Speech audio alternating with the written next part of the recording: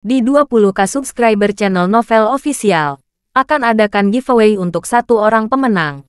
Syaratnya kalian harus subscriber, komen, like, share, supaya kalian bisa terpilih untuk jadi pemenang giveaway.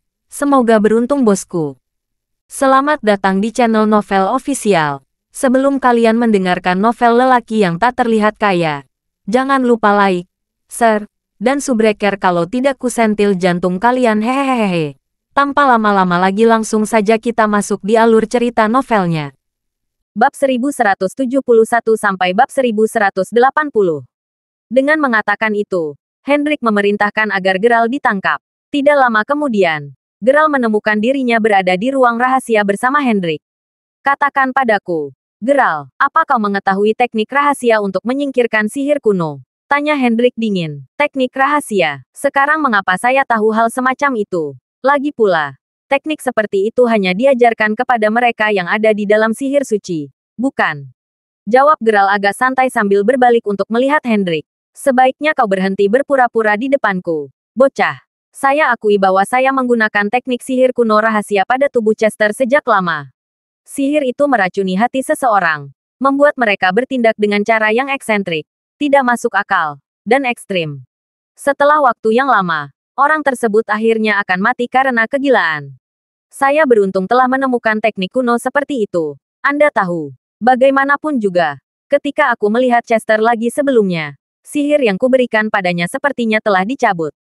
Sementara dia bisa mendapatkan kembali kesadarannya, aku senang wanita tua itu masih membunuhnya dengan satu pukulan.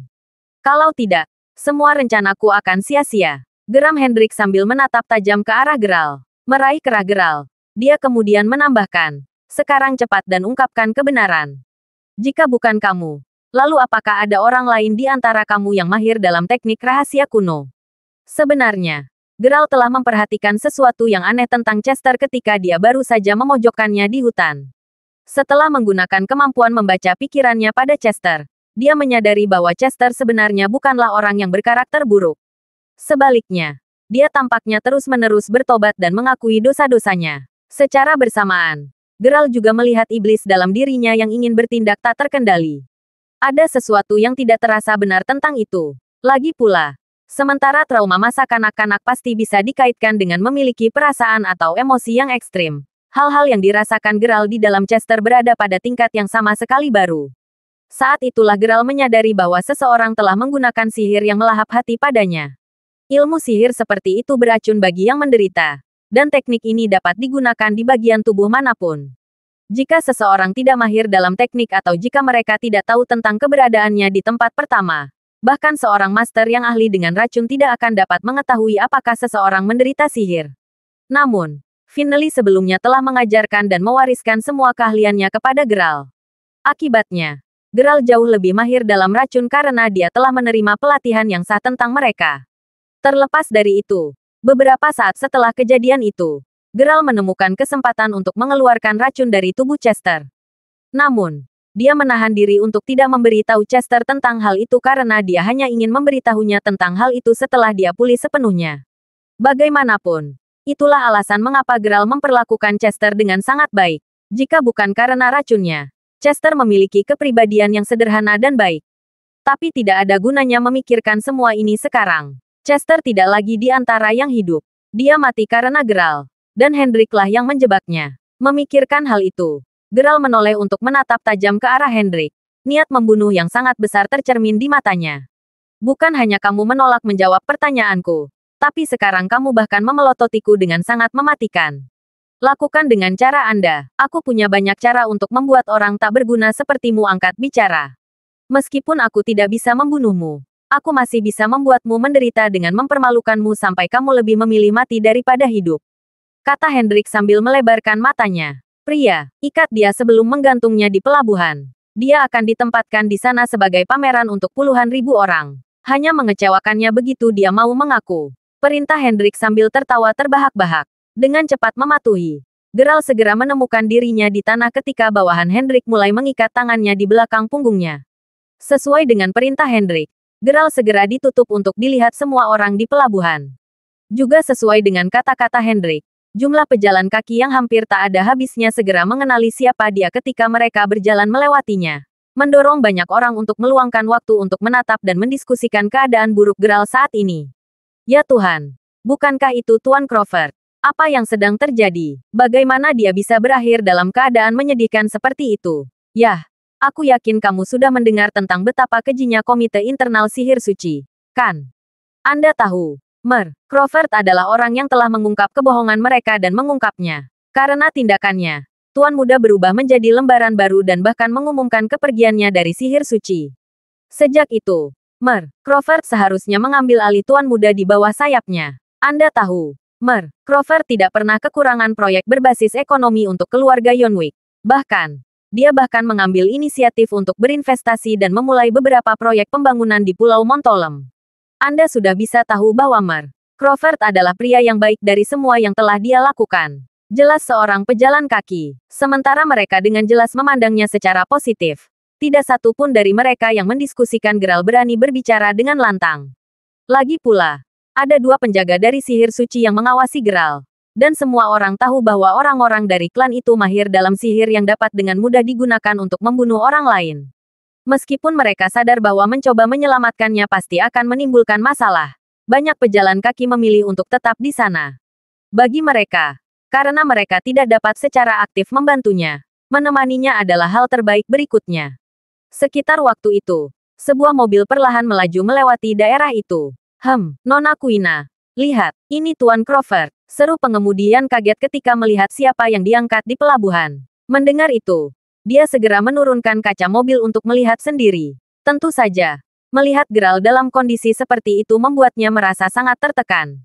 Sementara dia sangat tergoda untuk menurunkan Geralt saat ini juga. Dia terus mengingatkan dirinya sendiri bahwa situasinya saat ini cukup ideal untuk rencananya untuk berhasil. Dalam benaknya, dia menyimpulkan bahwa setelah Geralt sampai pada titik di mana dia tidak tahan lagi dihina, dia akhirnya akan menyadari bahwa dia adalah satu-satunya orang yang benar-benar peduli padanya. Pada saat itu, dia pasti akan memilih untuk mendekatinya, memohon belas kasihan. Agar rencananya menjadi kenyataan, dia tahu dia harus menanggung rasa sakitnya sendiri, bahkan jika itu membuatnya sedikit tertekan. Begitulah, yah, dia tidak ada hubungannya dengan kita. Menyetir, jawab Kuina sambil menutup matanya. Tidak berani menunda perjalanan mobil. Pengemudi hanya menurut dan pergi. Sementara itu, Geralt berpikir dalam hati, aku harus segera memikirkan cara untuk memulihkan kekuatanku. Jika ini terus berlanjut, maka aku pasti akan kehilangan janji air suci. Namun, bahkan setelah saya melarikan diri, saya tidak memiliki cara nyata untuk menghubungi kakek sama sekali. Jam berlalu dan segera, sudah larut malam. Pada saat itu, karena takut orang-orang dari dalam kerumunan akan berusaha menyelamatkan Geralt, 2 penjaga yang ditugaskan untuk mengawasi Geralt dengan cepat mengusir siapapun yang telah memilih untuk tinggal di belakang. Akibatnya, hanya keheningan yang tersisa ketika Geralt menatap bulan di langit tengah malam. Sepanjang sore tadi, Geralt tetap fokus memikirkan cara untuk melepaskan segelnya. Lagi pula, bukan hanya jam yang terus berdetak, tetapi Geralt juga menyadari sesuatu dari kematian Chester. Makhluk itu, dia tidak bisa membiarkan orang lain di sekitarnya menderita lebih banyak lagi atau mati karena dia. Dengan pemikiran itu, dia akhirnya bisa menemukan metode untuk membuka segelnya. Kembali ketika dia pertama kali menemukan dewa, Geralt telah menemukan liontin batu giok berbentuk cincin yang menanamkan beberapa kenangan ke dalam pikirannya. Meskipun dia sekarang memiliki ingatan untuk mempelajari beberapa keterampilan baru, meskipun sebelumnya mencoba menggunakan keterampilan itu untuk dirinya sendiri, Geralt menyadari bahwa dia hanya dapat benar-benar melatih sebagian kecil dari keterampilan tersebut. Terlepas dari itu, sambil memikirkan cara untuk melepaskan segelnya sebelumnya, Geralt mengingat teknik pelatihan yang dia rasa dapat dengan mudah dan cepat memungkinkannya untuk melepaskan ketiganya. Namun, teknik tersebut juga bersifat jahat, dan jika pengguna teknik tidak berhati-hati, mereka dapat dengan mudah menjadi rusak setelah menerima gelombang kekuatan seperti itu. Terlebih lagi, eksekusi tekniknya juga agak kejam, bahkan untuk standar Geralt. Karena itu, dia menghabiskan sebagian besar waktu yang tersisa untuk bertanya-tanya apakah dia harus mengambil risiko dan menggunakan teknik berbahaya seperti itu. Bahkan setelah beberapa lama, Geralt tahu bahwa pada akhirnya, dia tidak punya banyak pilihan. Tidak ada cara lain. Dan dia sangat sadar bahwa dia tidak bisa membiarkan hal buruk terjadi pada Yosua dan yang lainnya karena keraguannya. Bagaimanapun, untuk benar-benar menggunakan teknik ini, Geralt pertama-tama perlu berlatih selama beberapa waktu. Jadi dia pikir tengah malam akan menjadi waktu terbaik untuk melakukannya. Dengan Geralt yang sudah memiliki ingatan tentang teknik yang ditanamkan di benaknya, dia tahu itu tidak akan terlalu sulit baginya untuk mempraktikkannya. Sekarang tengah malam telah tiba. Pemuda yang gigih itu merasa bahwa sudah saatnya dia mulai mempraktikkannya. Karena dia dibiarkan menggantung di udara sekarang, Geralt hanya menutup matanya, beristirahat sambil secara bersamaan memanipulasi aliran meridian di tubuhnya sesuai dengan jalur yang ditunjukkan oleh ingatannya yang ditanamkan kepadanya. Maju cepat ke seminggu kemudian, Geralt akhirnya memutuskan bahwa jiwanya sudah siap. Sekarang saatnya Geralt menggunakan Dawnbreaker. Ayo maju. Dawnbreaker, Geralt memerintahkan melalui pikirannya. Hampir seketika, pedang hitam itu terbang keluar dari lengan Geralt dan dengan cepat membelah tali yang telah mengikatnya selama ini. Sekarang dibebaskan dari pengekangannya. Geralt jatuh ke tanah, hampir kehilangan pijakan karena tubuhnya masih sedikit lemah. Saat Geralt menghela nafas panjang, dia tiba-tiba mendengar seseorang mencibir. Persetan. Bagaimana talinya putus? Tunggu. Sepertinya dia membawa belati selama ini. Untungnya, Tuan kedua mengirim 7 dari kami untuk mengawasi Anda. 24 jam sehari. Kalau tidak, Anda pasti akan melarikan diri. Setelah menyelipkan Dawnbreaker kembali ke lengan bajunya, Geralt menoleh untuk melihat 7 pria yang menyeringai dari sihir suci yang semuanya menatapnya saat mereka perlahan mendekati pemuda itu. Terlepas dari betapa kejamnya tindakan selanjutnya, Geralt sudah meyakinkan dirinya sendiri bahwa dia hanya menggunakan teknik karena tidak ada cara lain untuk memecahkan segel. Hei, bocah! Apakah Anda akan mengikat diri atau Anda membutuhkan kami untuk melakukannya untuk Anda? Saya ingin Anda tahu bahwa Anda hanya memohon masalah hanya dengan mencoba melarikan diri. Kata pemimpin pria itu sambil terus berjalan ke Geralt dengan santai, berniat memberi pemuda itu beberapa tamparan lembut di wajahnya untuk memberinya pelajaran.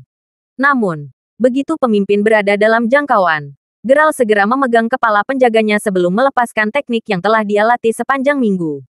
Pada saat itu, suara surrealis dan sedikit mengerikan bisa terdengar. Tak lama kemudian, jeritan kesakitan penjaga ditambahkan ke dalam campuran. Bagi 6 penjaga lainnya, sepertinya ada kekuatan hisap besar yang menyedot pemimpin mereka hingga kering, menyebabkan tubuhnya dengan cepat mulai mengerut saat pipinya tenggelam begitu dalam sehingga wajahnya yang pucat sekarang lebih mirip tengkorak daripada apapun. Kulit pemimpin mereka segera berubah menjadi hitam keunguan karena terus mengerut ke titik di mana hanya abu yang tersisa. Melepaskan genggamannya pada abu, Geralt menoleh untuk melihat 6 pria yang berteriak yang semuanya lumpuh ketakutan setelah menyaksikan kengerian yang dialami Geralt, hanya berkomitmen tepat di depan mata mereka.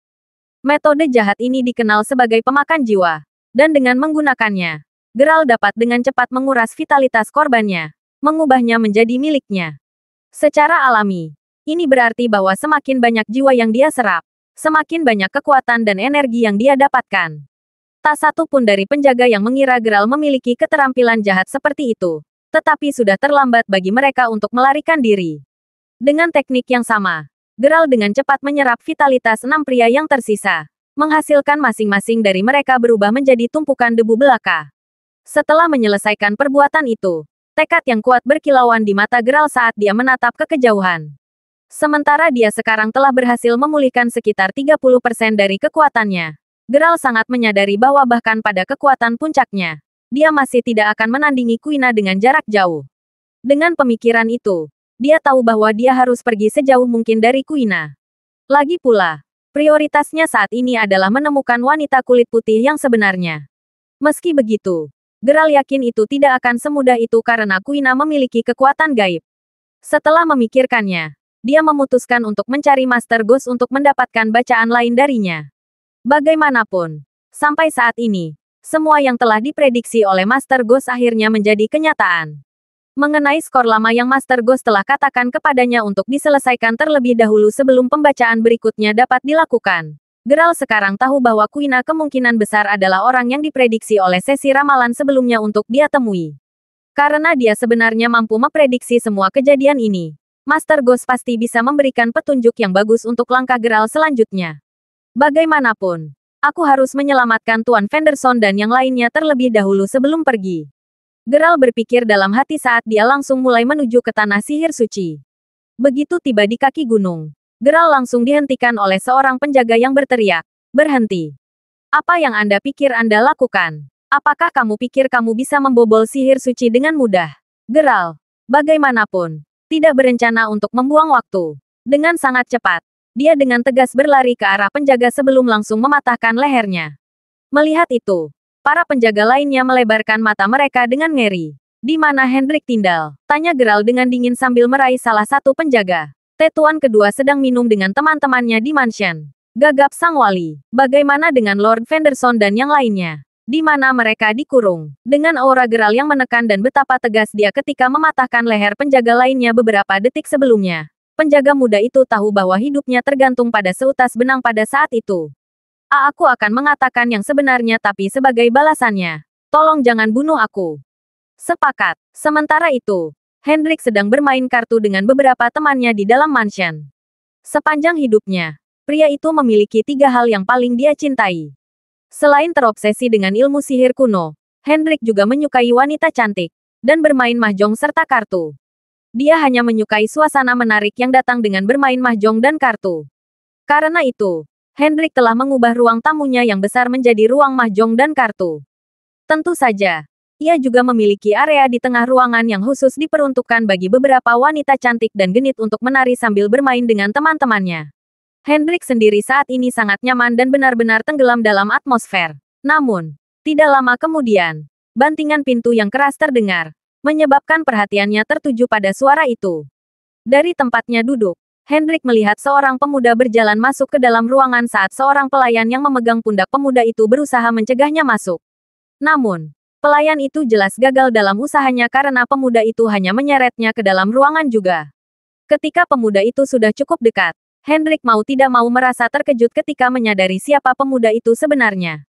"Itu Geralt dari semua orang. Jadi itu kamu. Kamu sampah yang tidak berharga. Saya benar-benar tidak menyangka bahwa Anda akan dapat melarikan diri. Mengabaikan itu. Untuk berpikir bahwa kamu benar-benar datang jauh-jauh ke sini untuk mencari kematianmu sendiri lagi." Cibir Hendrik sebelum melanjutkan permainan kartunya. Dia sudah bertarung melawan Geralt sebelumnya. Jadi dia tahu bahwa Geralt tidak sekuat yang digambarkan orang lain. Itu juga alasan mengapa dia bersikap begitu menghina terhadap pemuda itu.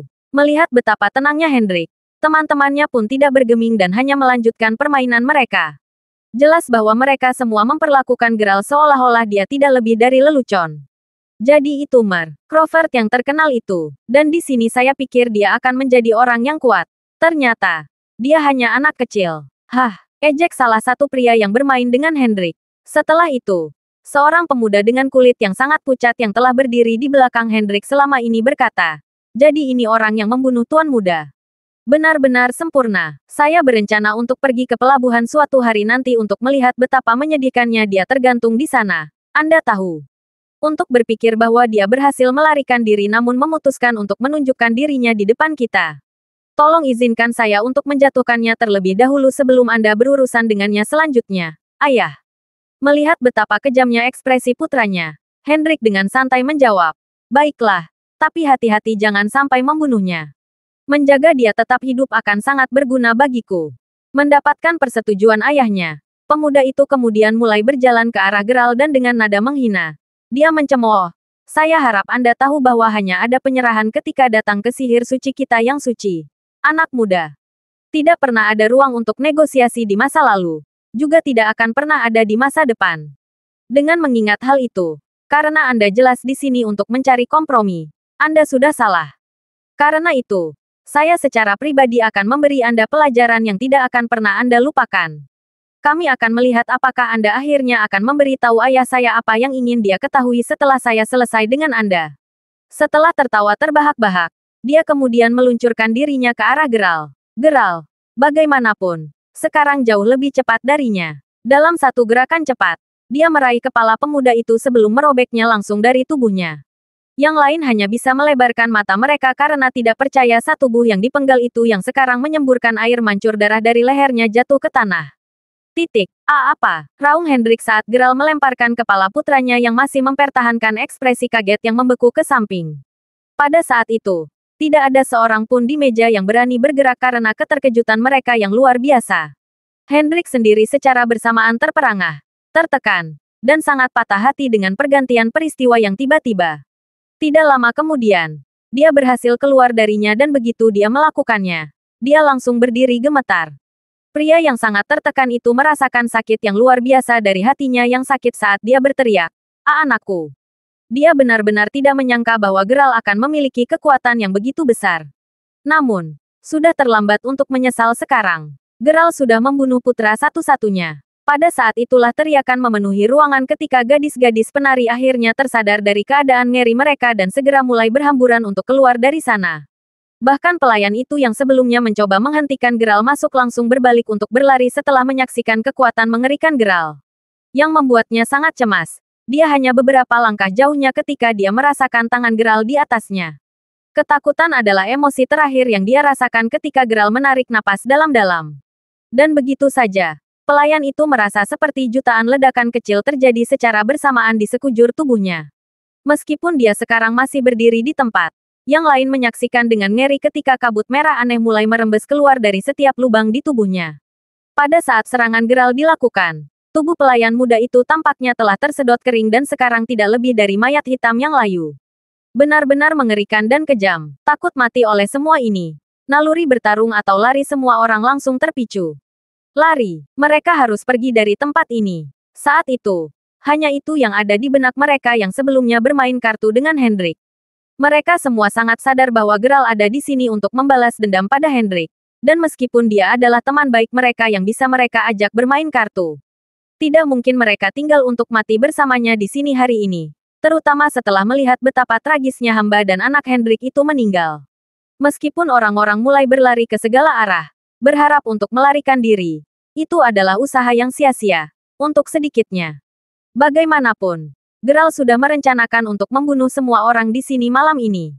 Bagaimanapun, mereka bisa menunggu. Bagaimanapun, pembunuh Chester sekarang berdiri tepat di depannya. Beralih untuk melihat pembunuh Chester yang sekarang berdiri tepat di depannya, Geralt mengingat bagaimana kematian Chester telah memenuhi Geralt dengan kesedihan dan rasa bersalah yang luar biasa. Bagaimanapun, dia hanya mati untuk menyelamatkan Geralt. Meskipun benar bahwa yang lain di ruangan itu tidak ada hubungannya dengan itu. Geralt hanya ingin mereka semua mati di sini bersama Hendrik hari ini. Sesederhana itu. Tak satu pun dari mereka pergi hidup-hidup malam ini. Dengan itu, Geralt merilis Dawnbreaker. Meskipun semua orang tidak diragukan lagi cepat, Dawnbreaker lebih cepat. Bahkan sebelum salah satu dari mereka bisa berjalan ke pintu. Satu persatu, kepala yang dipenggal jatuh ke tanah. Diikuti tak lama kemudian oleh tubuh mereka. Sementara dia sebelumnya dipenuhi dengan kemarahan dan kebencian setelah menyaksikan pembunuhan putranya. Setelah menyaksikan Geralt membunuh semua temannya dengan begitu mudah, semua perasaan sebelumnya langsung diganti dengan kepanikan saat dia mulai gemetar tak terkendali. Orang yang berdiri di hadapannya sekarang, dia bukan manusia biasa. Dia adalah Dewa Kematian. Dewa Kematian yang bahkan tidak perlu berkedip atau berpikir dua kali sebelum membunuh. Dan auranya, aura mengerikan yang dia pancarkan. Tekanan dari aura Geralt saja membuat orang merasa seperti bencana yang akan datang. Karena itu, setiap orang waras hanya akan bisa berpikir untuk bertahan hidup dalam kehadirannya yang menakutkan. Sekarang diliputi ketakutan. Hendrik segera berlutut dan membenturkan dahinya ke lantai dengan cukup keras sebelum memohon dengan suara bergetar. Tolong, Tuan Crawford. Tolong selamatkan hidupku. Tidak bisa. Bagaimanapun, Anda selalu terobsesi dengan teknik sihir kuno, bukan? Dengan mengingat hal itu, saya yakin Anda ingin menyaksikan dan mengalami secara pribadi salah satu teknik kuno yang lebih kejam dan mengerikan. Begini caranya, aku akan menanam sihir di dalam dirimu. Dan mulai dari sana, itu akan mulai merusak organ dalammu sedikit demi sedikit, sampai bagian dalammu berubah menjadi daging busuk. Sekarang Anda dapat mengambil sisa waktu yang tersisa untuk mempelajarinya. Jawab Geralt sambil menjentikkan jarinya, mengirim bola hitam bercahaya melayang tepat ke area di antara alis Hendrik. Mendengarkan teriakan kesakitan Hendrik yang mengerikan saat dia berbaring di lantai yang tertutup mayat, Geralt mempertahankan ekspresi acuh tak acuh saat dia berkata, "Kamu mati karena aku. Chester, aku akan membalaskan dendammu jika itu adalah hal terakhir yang aku lakukan." Setelah itu, Geralt dengan cepat pergi untuk menyelamatkan Lord Fenderson dan yang lainnya. Mereka telah ditangkap juga karena Hendrik telah merencanakan untuk menyiksa mereka jika Geralt masih menolak untuk menyerahkan teknik sihir kuno setelah beberapa saat. Untungnya, Hendrik secara pribadi tidak melakukan terlalu banyak pada mereka. Namun, Meskipun penyakit Lord Fenderson telah sembuh, semua kelelahan, ketakutan, dan siksaan yang harus dialami pria berusia 90 tahun itu jelas merugikan dirinya. Pada saat mereka semua dibebaskan, Geralt menemukan bahwa Lord Fenderson sudah koma untuk sementara waktu. Saat mereka semua mulai meninggalkan Manor, Yoshua yang lelah dan kelelahan hanya bisa bertanya, "Ngomong-ngomong, senior, apakah kamu akan pergi lagi setelah ini? Jika ya, kemana tujuanmu selanjutnya?" "Aku akan mencari Master Ghost. Saya tidak bisa terus tinggal di Pulau Montolem lagi. Jangan khawatir. Saya akan memastikan untuk memerintahkan beberapa penjaga keluarga saya untuk mengawal kalian semua dengan aman kembali ke Provinsi Salford," jawab Geralt ketika sedikit ketidakberdayaan dan kepahitan tercermin di matanya. Kuina masih terlalu kuat untuk dia hadapi sekarang. Jika dia tidak melarikan diri dengan cepat selagi dia bisa dengan mudah menjebaknya untuk selama-lamanya. Jika dia membiarkan itu terjadi, dia tahu dia tidak akan pernah mendapatkan kesempatan untuk terus mencari Mila dan paman keduanya lagi. Untuk menghindari itu, Geralt harus segera keluar dari tempat ini. "Senior, aku." Sementara Yoshua tergoda untuk memberitahu Geralt bahwa dia ingin ikut. Setelah memikirkannya, dia merasa bahwa dia hanya akan menjadi beban bagi Geralt. Itulah sebabnya dia menahan diri untuk tidak menyelesaikan hukumannya.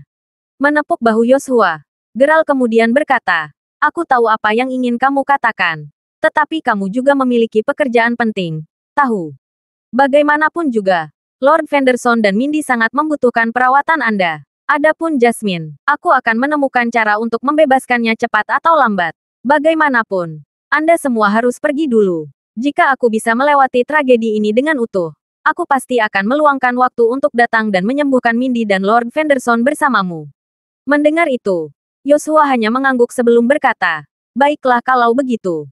Kamu juga berhati-hati dalam segala hal yang kamu lakukan, senior." "Aku akan. Ini adalah selamat tinggal untuk saat ini." "Hati-hati," jawab Geralt sebelum berbalik dan dengan cepat menuju ke hutan. Dalam sekejap mata, Geralt sudah menghilang dari pandangan Yoshua. Sementara itu, Jasmine menuangkan secangkir teh ginseng kembali ke Yonwick Manor. Setelah selesai, dia meletakkannya di atas meja di ruang tamu sebelum berbalik untuk melihat tempat tidur. Duduk di atasnya adalah Kuina yang bermeditasi dengan tenang yang kedua matanya tertutup. Sementara Kuina benar-benar berencana untuk membunuh Jasmine pada awalnya. Setelah menghabiskan beberapa waktu bersamanya dan mendengarkan apa yang dikatakan Jasmine, Kuina sekarang mulai menyukai gadis itu. Meskipun dia tidak banyak bicara, Kuina benar-benar berharap Jasmine akan tetap berada di sisinya dalam jangka panjang. Cukup bisa mengobrol dengan Jasmine ketika Kuina sedang down atau ketika dia menghadapi masa yang sulit sudah cukup baginya. Adapun Jasmine, dia tidak bisa menahan perasaan simpatik terhadap Kuina. Meskipun dia sangat sadar bahwa Kuina bukanlah orang yang baik, dengan keduanya adalah wanita. Jasmine dapat sepenuhnya memahami sakitnya mencintai seseorang namun tidak dapat bersama dengan orang tersebut.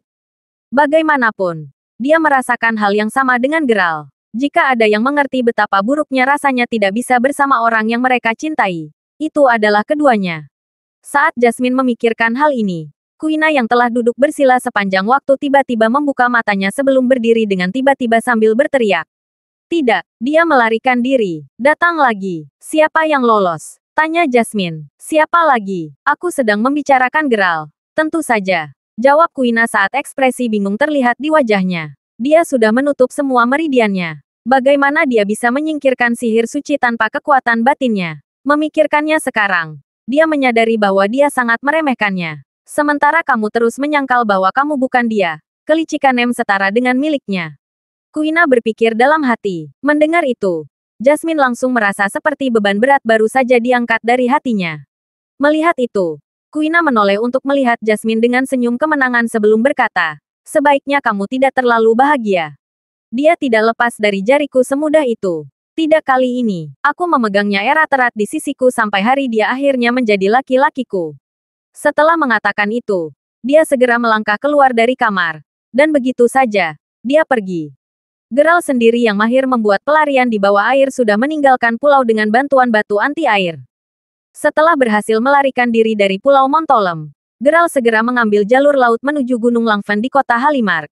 Namun, tidak lama kemudian dia menyadari bahwa seseorang telah mengunci auranya. Tidak peduli berapa banyak dia berusaha untuk menyingkirkan orang yang melacaknya, dia gagal melakukannya.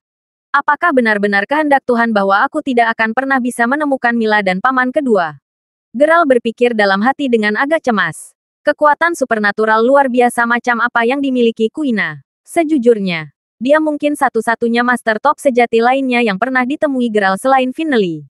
Benar-benar menakutkan. Meskipun tahu betapa besar kemungkinan yang dihadapinya, Geralt bertahan. Rela menghabiskan sedikit kekuatan yang tersisa selama masih ada secercah harapan. Sekitar pukul 3 pagi ketika Geralt akhirnya tiba di kaki Gunung Langfen. Pada saat itu, orang yang mengunci auranya juga merasa lebih dekat daripada sebelumnya. Mengetahui bahwa dia bisa segera menyusulnya jika dia terus berkeliaran lebih lama lagi, Geralt segera mulai berlari ke atas gunung. Namun, begitu dia tiba di gereja Langfen, dia benar-benar tercengang. Seluruh gereja kosong, karena daerah tersebut sangat berdebu. Geralt merasa aman untuk berasumsi bahwa setiap orang yang biasa mengikuti kegiatan di sini telah lama mengungsi dari gedung tersebut. Tidak ingin menyerah tanpa berusaha, Geralt mencoba menemukan jejak aura di dalam gereja. Yang membuatnya cemas, dia tidak bisa mendeteksi satu jiwa pun di dalam selain jiwanya. Bagaimana ini bisa? Kata Geralt pada dirinya sendiri. Tampak sedikit tersesat dan sunyi saat dia berdiri di ruangan di belakang tempat Ghost pernah membawanya. Situasinya saat ini mirip dengan pengaturan di mana dia baru saja berhasil menyalakan api setelah banyak kesulitan. Namun, sebelum dia bahkan bisa mulai menghangatkan dirinya sendiri, seseorang telah menyiramkan baskom berisi air dingin ke seluruh tubuhnya.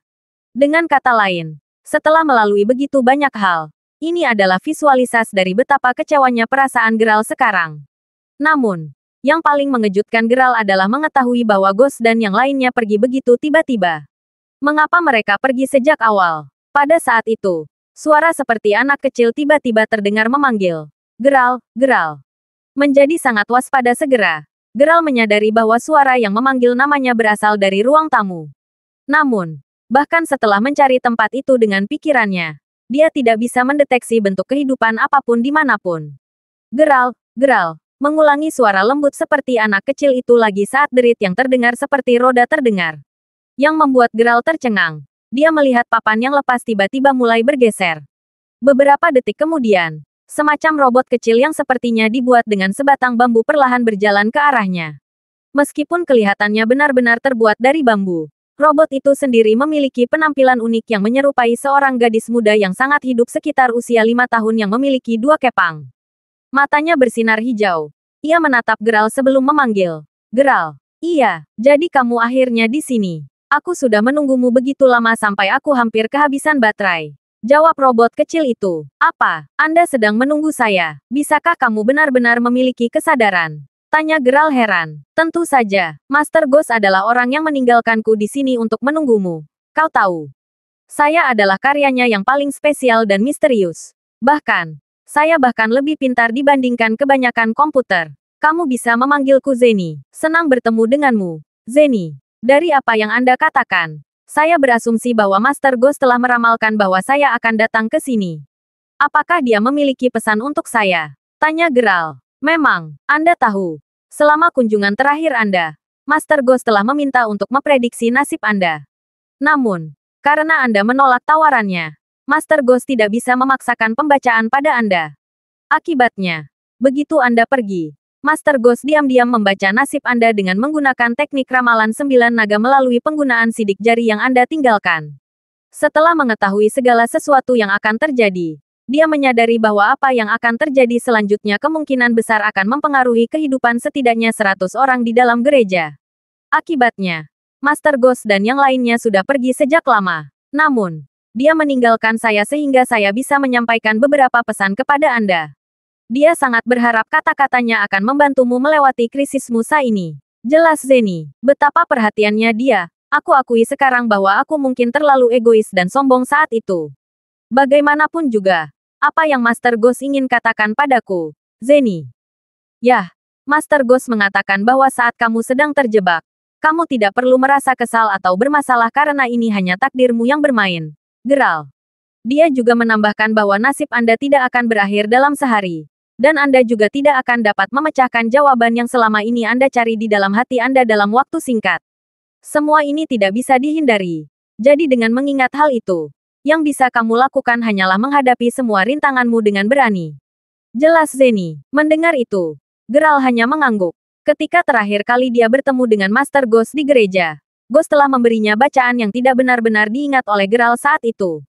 Yang akhirnya mengejutkannya. Semua yang dikatakan Ghost perlahan menjadi kenyataan pada akhirnya. Dengan pemikiran itu, Geralt mau tidak mau merasa sedikit menyesal dan malu sekarang. Ngomong-ngomong, dia juga mengatakan bahwa takdir hubunganmu jauh lebih kuat dari yang bisa kamu bayangkan. Begitu Anda bertemu dengannya dan memutuskan untuk menghadapinya, itu hanya akan memengaruhi orang-orang di sekitar Anda. Tuanku telah menunggu kunjunganmu untuk waktu yang lama, tetapi kamu datang agak terlambat. Anda tahu, dia tidak bisa diam-diam mengirim pesan kepada Anda untuk membagikan apa yang dia ketahui. Jika dia melakukannya, dia harus membayar harganya dengan menerima pembalasan atas dosa besarnya yang mengacaukan nasib. Bagaimanapun, tidak sepenuhnya mustahil untuk memecahkan hubungan takdir ini. Perhatikan bahwa dia bukan orang biasa. Sebaliknya, dia milik kelompok energi tertentu. Akibatnya, meskipun dia sangat kuat, dia memiliki kelemahan fatalnya sendiri, yaitu aura dan takdirnya menjadi sangat berkurang antara hari ke-10 dan ke-15 setiap bulan. Karena kekuatannya menurun drastis selama periode waktu itu akan menjadi kesempatan dan waktu terbaikmu untuk menghadapinya.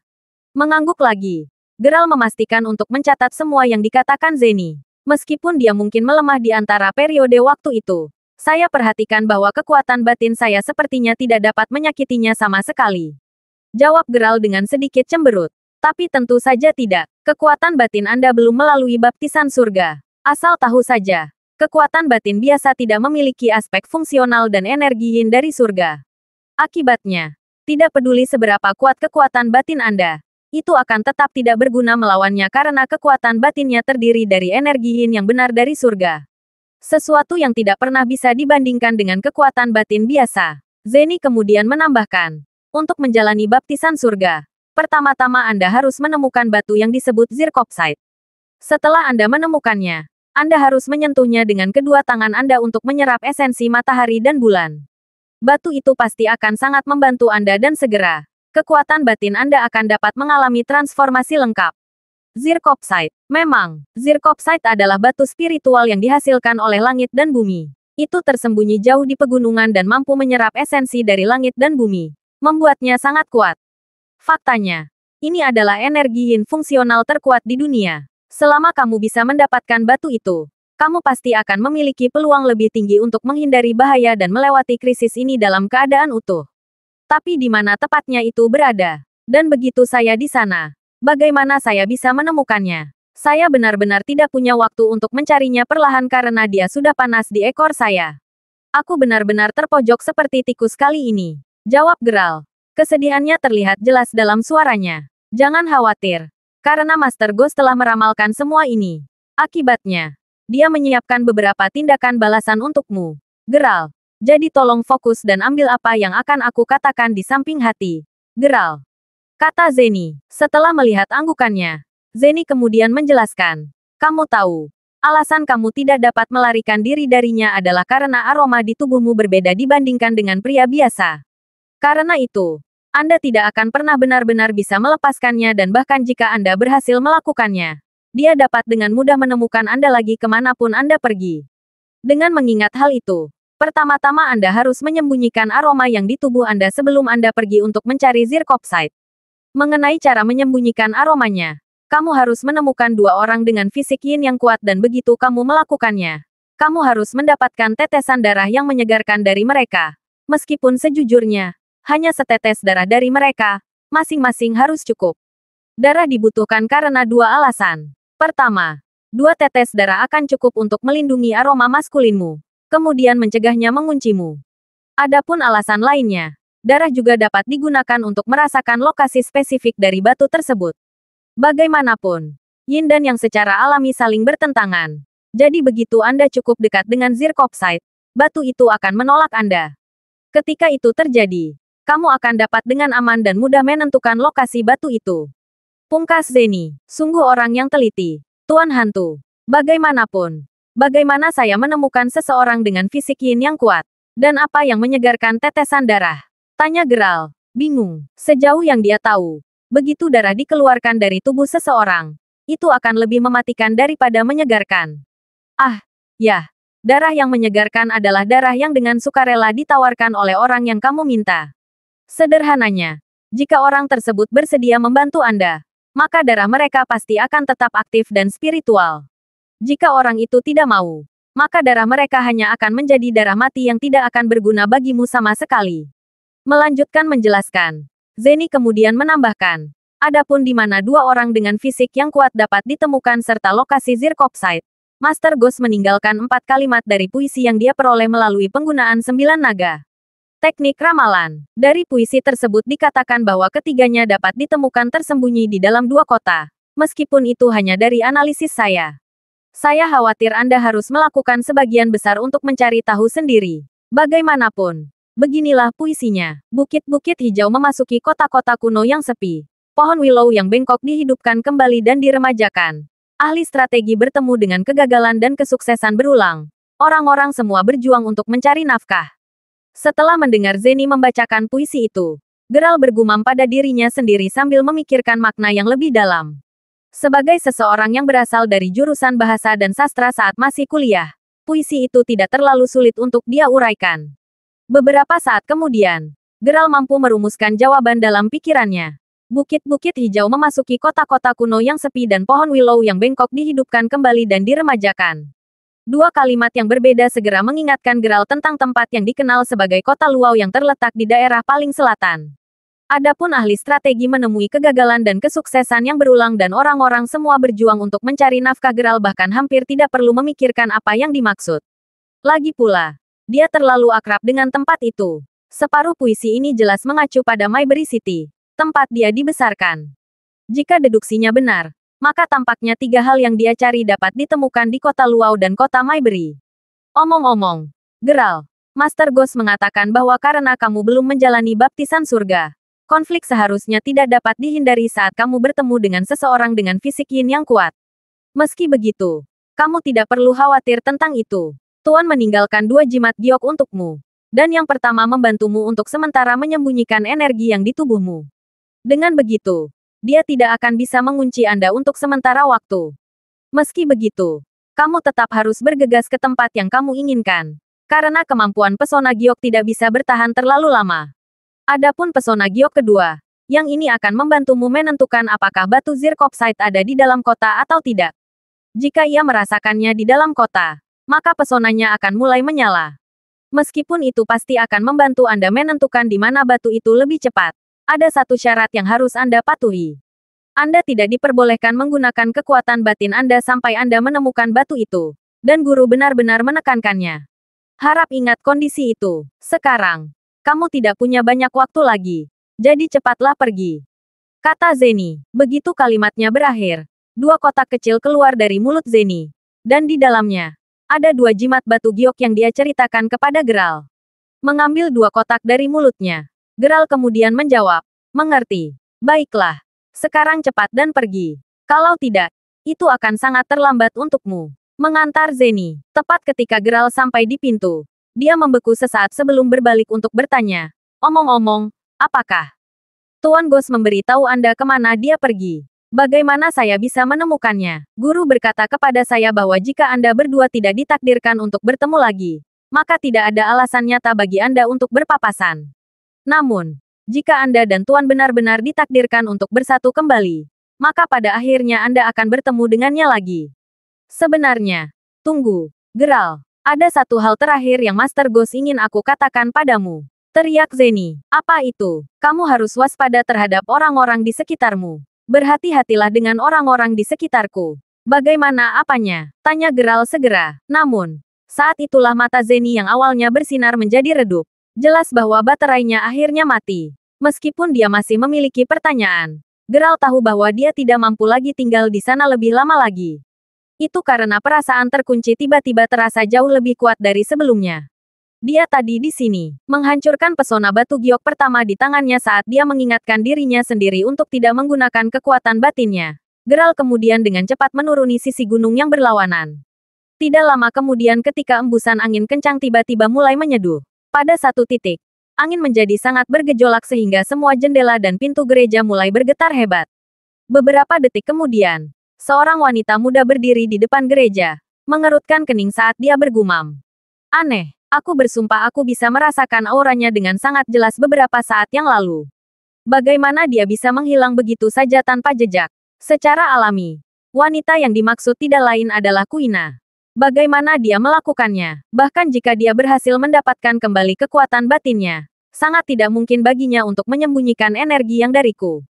Seseorang pasti telah membantunya melarikan diri. Kenapa? Kenapa ada orang yang membantunya meninggalkanku? Orang yang membantunya pasti tahu bahwa aku tidak bisa kehilangan dia. Orang itu pasti berusaha menentangku dengan membuatku terus menderita. Namun, aku tidak akan membiarkanmu melarikan diri dariku. Geral. Bahkan jika aku harus mengejarmu sampai ke ujung bumi. Gumam Kuina pada dirinya sendiri saat dia gemetar dalam kemarahan yang hampir tak terkendali.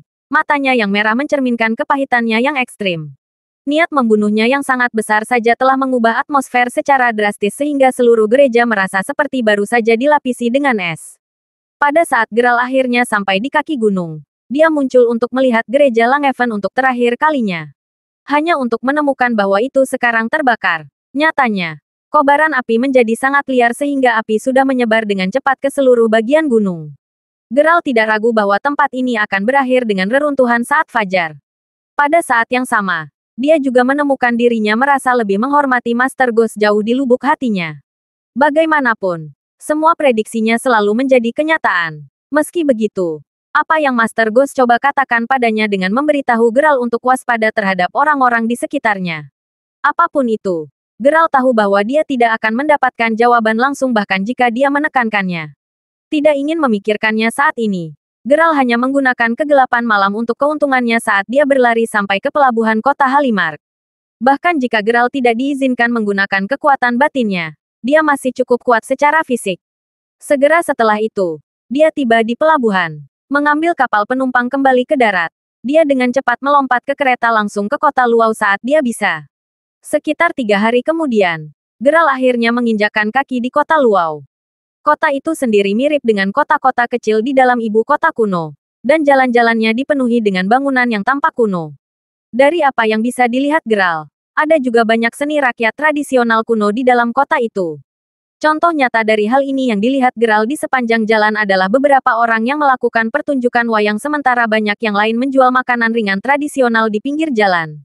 Pada saat itu, konvoi yang tampak mewah berhenti di pinggir jalan. Setelah melihat itu, semua pejalan kaki langsung menghindarinya. Lagi pula, dari betapa mahalnya konvoi itu, terbukti bahwa tuan atau nyonya muda di sana berasal dari keluarga yang bergengsi dan berpengaruh. Dengan mengingat hal itu, tidak ada pejalan kaki yang berani terlalu dekat dengan mereka karena takut mereka dapat secara tidak sengaja terlibat dengan masalah yang tidak perlu. Semua orang hanya terus mengamati situasi dari jauh ketika dua gadis yang tampak muda keluar dari salah satu mobil. Yang lebih muda dari keduanya tampak berusia sekitar 18 tahun. Dan meskipun penampilannya yang relatif muda tidak memiliki sedikit pun kedewasaan, tubuhnya, di sisi lain, cukup berkembang. Adapun kakak perempuannya yang terlihat seperti berusia 23 tahun dia cukup tinggi dan sosoknya cukup suci.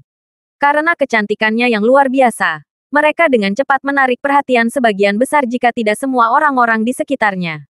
Dengan penampilan keduanya yang benar-benar menakjubkan, beberapa merasa sulit untuk tidak terpaku pada keindahan. Benar-benar duo yang cantik, pikir semua orang yang hadir. Chundri. Lihat, tatapan dari orang-orang itu sangat menyebalkan. Tidak mungkin kita bisa berbelanja dengan senang hati seperti ini. Keluh adik perempuan itu. Chundri sendiri yang merupakan kakak perempuan tampak jauh lebih dewasa dan bijaksana daripada adik perempuannya. Dengan temperamen yang jauh lebih anggun, dia kemudian menjawab, bahkan jika kamu tidak berbicara, tidak ada yang akan menganggapmu bisu. Saya sedang dalam suasana hati yang buruk baru-baru ini. Itulah sebabnya saya memutuskan untuk mengajak Anda berbelanja dengan saya. Jangan memperhatikan tatapan mereka dan mari kita nikmati perjalanan belanja kita. Dengan mengatakan itu, kedua gadis itu kemudian mengenakan topeng sebelum berjalan menuju area perbelanjaan, bergandengan tangan. Mengikuti di belakang kedua gadis itu ada beberapa pengawal yang memastikan untuk memberikan tatapan peringatan yang tegas kepada mereka yang masih menatap keduanya. Ini, tentu saja, mendorong para pria untuk segera menarik pandangan mereka dan pergi. Meskipun kedatangan mereka telah menimbulkan sensasi kecil, itu berakhir secepat itu dimulai. Dan semua orang hanya melanjutkan dengan apa yang mereka lakukan sebelumnya. Saat itu sekitar saat Geralt berjalan keluar dari toko pakaian. Sekarang mengenakan satu set pakaian kasual sederhana. Dia mulai berjalan ke pinggir jalan untuk membeli sendiri beberapa makanan ringan untuk mengisi perutnya. Meskipun Geralt sangat kaya raya, pada akhirnya, dia sangat sadar bahwa dia hanya akan menipu dirinya sendiri jika dia terus mempertahankan sisi sok dan pamernya di sini. Lagi pula, dia tidak pernah menjadi tipe orang yang menikmati hidup mewah. Yang selalu ingin dilakukan Geralt adalah menjalani kehidupan biasa. Bagaimanapun, sekarang dia berada di kota Luau. Dia harus mulai mencari orang dengan fisik yin yang kuat. Yang dia tahu, dia perlu berkeliaran di tempat-tempat di mana banyak orang berkumpul. Dengan kata lain, lokasi sibuk seperti stasiun kereta api dan jalan komersial yang ramai. Dengan mengingat hal itu, dia tahu bahwa sekarang adalah saat yang tepat untuk memulai pencarian. Dari apa yang dia lihat, Kota Luau adalah tempat yang ramai. Dan saat dia berjalan-jalan, dia melihat beberapa kios yang menjual liontin kecil yang pernah dimiliki oleh nenek moyang penjual. Beberapa dari mereka tampaknya menjual apa yang tampak seperti radio dari tahun 1970-an juga. Sambil melihat sekeliling, Geralt melihat beberapa orang agak bersemangat berkumpul di sekitar salah satu kios. Setelah itu, dia mendengar suara berkata, "Tuan, tolong. Saya butuh uang segera untuk mengobati anak saya yang sakit. Ketahuilah bahwa batu giok ini telah diturunkan oleh beberapa leluhur saya. Meskipun ibuku mewariskannya kepadaku, aku benar-benar tidak punya pilihan selain menjualnya. Saya hanya menjualnya seharga 8.000. 8.000, kataku. Meskipun kerumunan besar, Geralt memiliki pendengaran yang tajam dan tepat, memungkinkan dia untuk mendengarkan suara secara akurat. Merasa ada sesuatu yang tidak beres, dia dengan cepat menyelinap ke kerumunan untuk melihat apa yang terjadi pada dirinya sendiri. "Persetan, Anda mengatakan bahwa pecahan batu giok ini bernilai 8.000 dolar. Saya ingin Anda tahu bahwa saya telah melihat banyak liontin batu giok sebelumnya dalam hidup saya. Jadi saya dapat dengan mudah mengatakan bahwa ini hanya palsu. Beraninya kau mencoba menipuku. Dari kualitas barang ini, 8 dolar sudah menjadi keuntungan besar bagi Anda. Sekarang setelah Anda membuat saya marah, bagaimanapun, saya tidak hanya tidak akan memberi N1 sen pun, tetapi saya juga akan memukuli Anda," kata pemuda kaya itu sambil langsung menendang si penjual. Penjualnya sendiri adalah seorang pria parubaya, dan di sampingnya, berdiri putrinya yang masih kecil. Tidak ingin pemuda kaya itu mengambil batu gioknya, pria itu langsung berlutut, jelas memohon belas kasihan. Dari apa yang dia amati, Geralt berhasil mendapatkan inti dari situasinya. Singkatnya, pria itu sangat membutuhkan uang untuk mengobati putrinya yang sakit parah. Akibatnya, dia menjual liontin giok yang diwariskan nenek moyangnya kepadanya dengan harga yang relatif rendah hanya untuk mendapatkan cukup uang untuk merawat anaknya. Sementara seorang pemuda kaya menyukai liontin tersebut, dia tidak mau batuk, uang yang pria parubaya itu hargai. Seolah itu tidak cukup, pemuda kaya itu bahkan mengancamnya sehingga dia bisa mengambil liontin itu dengan paksa. Dengan semua yang terjadi, lelaki tua itu benar-benar tidak punya pilihan lain selain berlutut dan memohon belas kasihan sambil memegangi celana pemuda kaya itu. "Hei sekarang, tidakkah kamu mendengar apa yang baru saja dikatakan suamiku? Dia ahli dalam menilai batu giok. Kau tahu, karena dia sudah memastikan bahwa Anda mencoba menjual barang palsu dengan harga setinggi itu. Anda seharusnya senang karena kami membebaskan Anda dengan tidak menelepon polisi. Sekarang lepaskan dia," teriak seorang wanita dengan riasan tebal yang telah berdiri di samping suaminya selama ini saat dia mulai menyerang wajah pria parubaya itu dengan sudut tajam tas tangan elevenya. "Aku memberitahumu bahwa liontin giok itu setidaknya bernilai 15.000 dolar. Saya hanya menjualnya dengan harga serendah ini karena saya tidak punya pilihan lain. Jika Anda tidak mau membelinya dengan harga itu, maka tolong kembalikan kepada saya. Saya tidak akan menjualnya lagi," teriak pria itu sambil terus memohon. "Oh, Anda tidak menjualnya lagi, katamu. Ingatlah bahwa Anda telah mengambil 50 dolar saya sebelumnya dan liontin batu giok sekarang ada di tangan saya. Itu artinya transaksi kita sudah selesai. Jika Anda ingin membelinya dari saya lagi, maka pertama-tama Anda harus membayar saya 30.000 dolar. Kata pacar pemuda itu dengan nada dingin sambil memegang liontin giok. "Bayar saja suamiku sejumlah itu dan liontin giok yang rusak ini menjadi milikmu lagi." Sambil menunggu pembayaran, "Sini, tangkap," tambah wanita itu saat dia langsung melemparkan liontin itu ke arah yang berlawanan. Mata melebar, pria parubaya itu langsung terlatih-tatih untuk menangkapnya. Tentu saja, Tidak mungkin dia bisa menangkap Liontin Giok tepat waktu dari tempatnya berdiri saat ini. Begitu Liontin itu jatuh ke tanah, itu langsung hancur berkeping-keping. Saya, Liontin Giok saya, teriak pria itu yang sudah mengeluarkan darah dari sudut mata kanannya karena dipukul oleh tas tangan wanita tadi sambil berlutut sok. Terlihat seperti seluruh dunianya baru saja hancur bersama dengan Liontinnya. Hahaha, sepertinya Anda tidak dapat menangkap Liontin tepat waktu.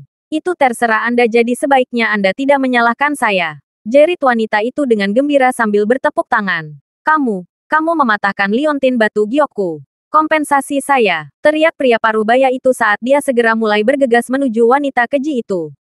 Namun, sebelum dia bisa pergi jauh, beberapa pengawal pemuda kaya itu mencengkram leher pria itu, menahannya di tempatnya.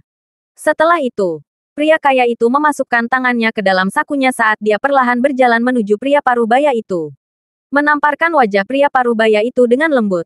Dia kemudian berkata, selama itu membuatnya bahagia hari ini, pacarku bisa melakukan apa saja yang dia mau. Jika Anda berani merusak suasana hatinya, maka percaya atau tidak, hanya dengan satu panggilan telepon, saya akan memastikan bahwa putri Anda tidak akan pernah bisa dirawat di rumah sakit manapun.